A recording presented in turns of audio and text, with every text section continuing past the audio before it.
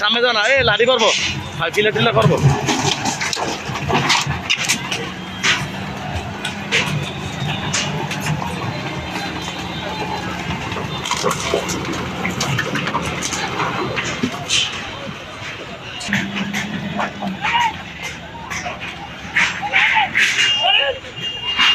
বুঝছেন কথা শুনে জানা আমার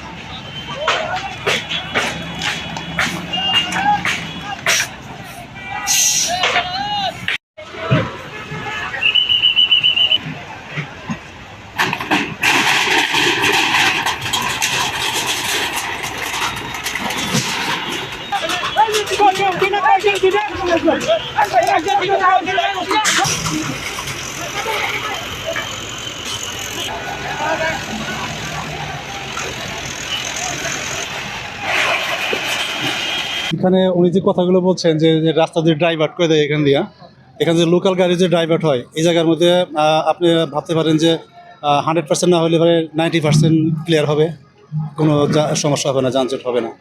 ওনারা যদি আমাদের এরকমভাবে সহযোগিতা চায়, আমরা উদ্বোধন কর্তৃপক্ষের সহযোগিতা এবং নির্দেশে আমরা পরিপূর্ণ সবসময় সহযোগ করে আসছি এবং করে যাব। ভাই অনেকে বলছে যে এই বিকেলে আবার দোকানগুলি বসতে পারে এবং জায়গাটা আবার দখল হয়ে যেতে পারে। এই বিষয়টা তো আসলে রোডস অ্যান্ড হাইওয়ে এবং ম্যাজিস্ট্রেট স্যারের আমাদেরকে ওনারা যে নির্দেশনা দেবে আমরা 100% পালন করবো।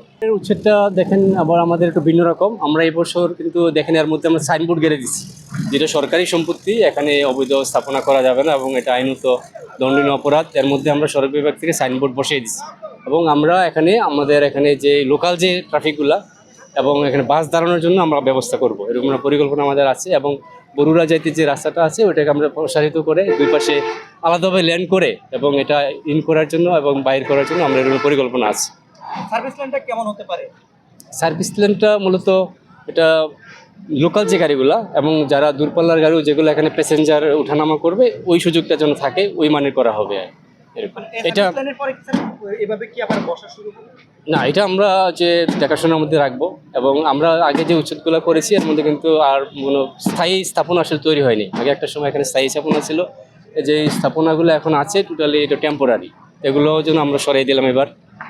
জেলা প্রশাসন, highway police, roads and highway যেটা সমন্বিতভাবে আমরা এটা উচ্ছেদটা অভিযান পরিচালনা করছি আজকে। এটা আমাদের এখানে প্রায় উভয় পাশে মিলে প্রায় 400-এর অধিক স্থাপনা আছে। এটা আমরা এক পাশ মোটামুটি আমরা অনেক দূর আগেই নিয়েছি, আমরা ওই পারে হচ্ছে যে আমরা কিছুক্ষণের মধ্যে ওই পারে চলে যাব এবং আজকে টোটাল বাজারটাই আমরা আজকে উচ্ছেদ করে দিচ্ছি।